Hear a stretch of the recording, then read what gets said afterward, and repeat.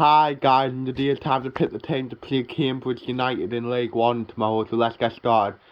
In goal, Forbin Hoffman. The reason why, because Hoffman did okay against Roseberry, he didn't really have anything to do apart from pick the ball off his net. Well, it weren't his fault, it was more let down by his defence, to be honest.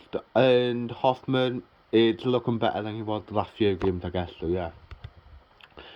First of all, I will go to three at the back. We've got to. We're League One Against McGee now been out injured for a long time, so yeah.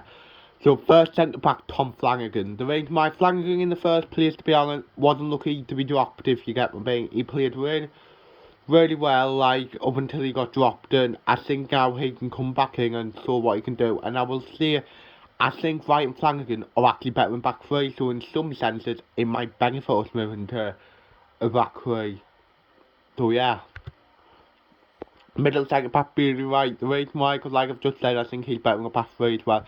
And to be honest, the last two games, as much as I'm not a Billy Wright fan, biggest fan I mean, he's been brilliant. Like, what we saw of him when he was here on loan, and let's hope we can continue that, because I do think, on his day, Billy Wright is one of the best defenders in this league. So yeah.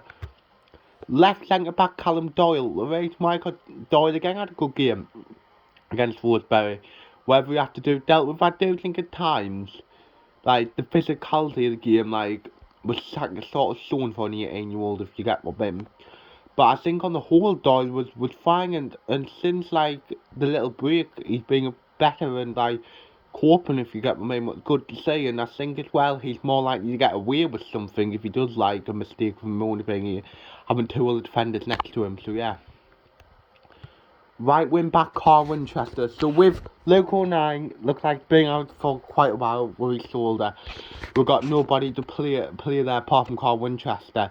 I do feel sorry to Winchester to some extent, mind you, because I thought he did well in midfield, and I think that's where I wanted to say him going forward. But on the whole, I think Winchester will be happy to fill in at right wing back as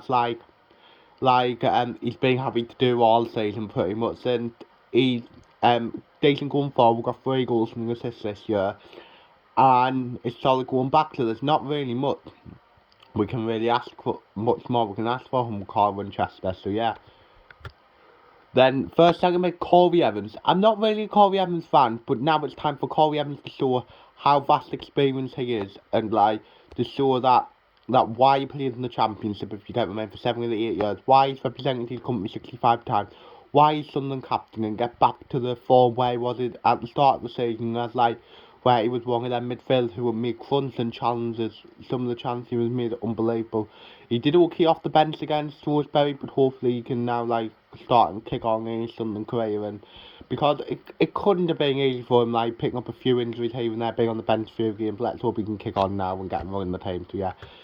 Then next to him, Dan Neal. The reason why I thought Dan Neal was absolutely superb the other night, like picking passes out, causing like nice little triangles, and that is what I want to say from Dan Neal more, as Dan Neal's been one of Sunderland's best players this season, and like and I think he's one of the best centre midfielders in the league, and at 19 he will go on and play in the Premier League one day, I'm telling you that. And to be honest, I think he'd favourite in England national, and I think if he's here long enough, he'd future Sunderland captain, so yeah.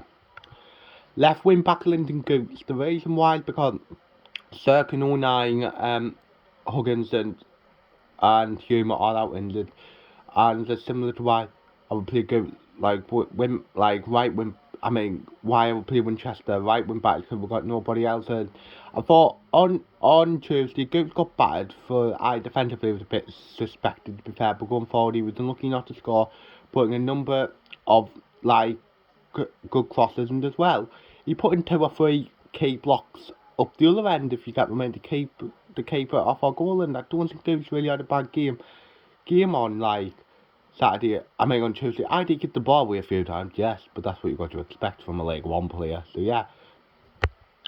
Left wing, Nathan Broadhead. The reason why I would give Broadhead another chance to show what he can do, as the last 2 games he has been a bit quiet.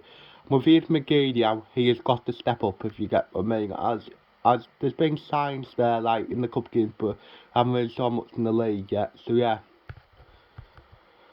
Right wing, Alex Pritchard. The reason why I thought that was probably Alex Pritchard's best game for Sunderland so far. Like, got a good goal on against, like, Shrewsbury, what was a good goal. And now he could be very key with, like, Ian McGeady being out until after the year. And I think it's now time for Alex Pritchard to show why he went for £9 million once, and why he played in the Premier League and stuff, as he is on his day a quality player, because, like, the transfer fees, the sins are proved, like, everything is proved that on his day is a quality player.